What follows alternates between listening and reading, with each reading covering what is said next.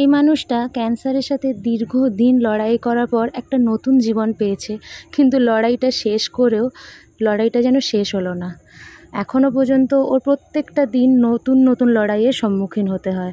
আমাদের মতো ও নর্মাল খাবার খেয়ে তো বেঁচে থাকতে পারে না, তাই লিকুইড খাবার খেয়ে প্রত্যেকটা দিনই যেন ওর চ্যালেঞ্জের মুখোমুখি।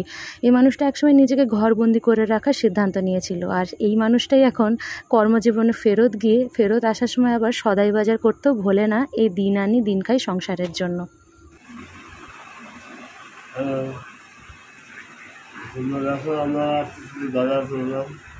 ওর প্রত্যেক দিনের বেতনও প্রত্যেক দিন পেয়ে যায়, আর এইভাবে বাজারের পিছনে সমস্ত টাকা খরচা হয়ে যায়। আর নতুবা দুধওয়ালার বিল ক্লিয়ার করলেই আমাদের সমস্ত পয়সা শেষ। এইভাবেই দিন সংসার চলছে।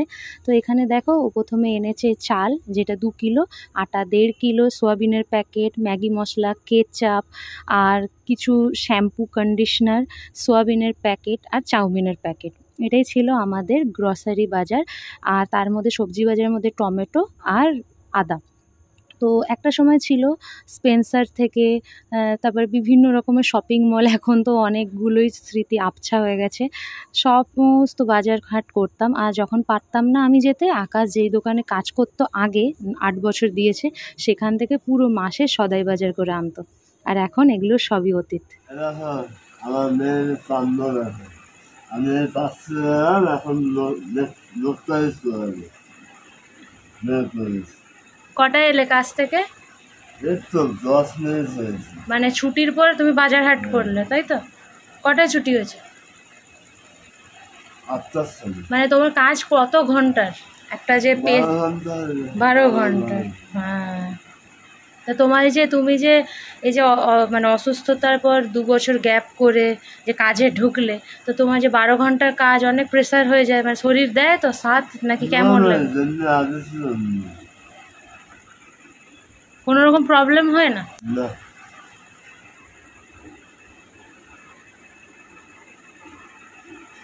পায়ে পড়াচ্ছিস না হাতে? হাতে। ইমা, ও বাইরে কাজে কর্মে যাবে লালু?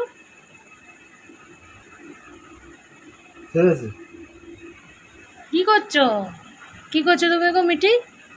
এটা কি করছো? কেউ বয়দেরকে নেল পলিশ পরায়?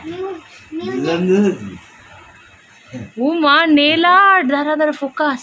ও নেল আর্ট, হ্যাঁ, এগুলো শিখিয়েছে এটাকে?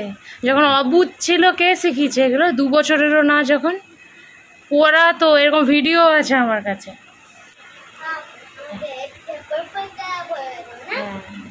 আর পেছনে মিঠির সাইকেলে মিঠির জামা কাপড়গুলো না ভেজা, ছাদে সন্ধ্যা অবধি মিলে রাখবো না বলে ওইটা ভেজা জামা কাপড়টাই রাখা আছে। আজকে মিঠি কি করেছে, মিঠির বাবা, মানে শব্দটা বলো না, বাট সকালবেলা কি করেছে? বিছানাটাকে খারাপ করে দিয়েছে। কি কি কি কি মানে আমি তাহলে সমঝদারের জন্য ইশারা কাফি করে দিই, মানে হিসি করেছে বিছানাতে? কি বলছে ও? ঘুম পাড়াতে?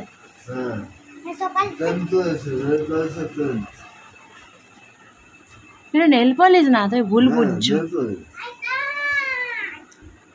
তাহলে নেল পলিশ দিয়ে পেন্ট করেছো? ও, আমাদের মিঠি সোনার কিন্তু মনে বড্ড অভিমান জমে যে ওর বাবা ওর সঙ্গে টাইম দিতে পারে না, ওর সঙ্গে খেলা করতে পারে না। কারণ আকাশ কাজ থেকে আসার পরই বিভিন্ন কাজে ব্যস্ত হয়ে যায়, জানো তো ওর হেল্প করার স্বভাব।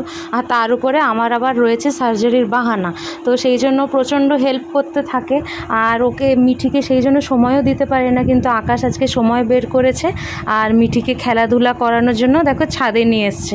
আর ছাদটা প্রচণ্ড অন্ধকার, আমরা এখনও অবধি লাইট লাগাইনি, এই মোবাইলে ফ্ল্যাশে যতটুকু হচ্ছে তাই আর কি।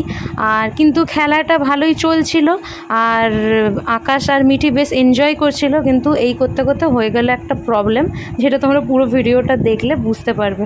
তো এখানে আমাদের মিঠি সোনার পায়ে লেগেছে, যেটা আমরা তখন অবধি বুঝতে পারিনি। ওর একটা স্বভাব, ও কিছুতেই ব্যথা লাগলে কখনো প্রকাশ করে না, আর বলে না না লাগেনি এরকম টাইপের একটা অ্যাক্টিং করে আর কি। তো আমরা তো ওকে অনেক করে জিজ্ঞেস করলাম যে কি হয়েছে, তাহলে দেখলাম ওর আঙুলটা অল্প একটুখানি ছিলে গেছে, যেটা ও অনেক ব্যথা পেয়েছে আর কি। তো খেলা হয়ে গেল, ওখানেই স্টপ। আর আকাশ এখানে ঘরে ঢুকে ওকে বোরোলিং লাগিয়ে দিচ্ছে। তো আমাদের জিনিসপত্র এখনও দুটো টেবিলের মধ্যে একটা টেবিল গোছানো হয়েছে, একটা টেবিল আনপ্যাক এখনও হয়নি।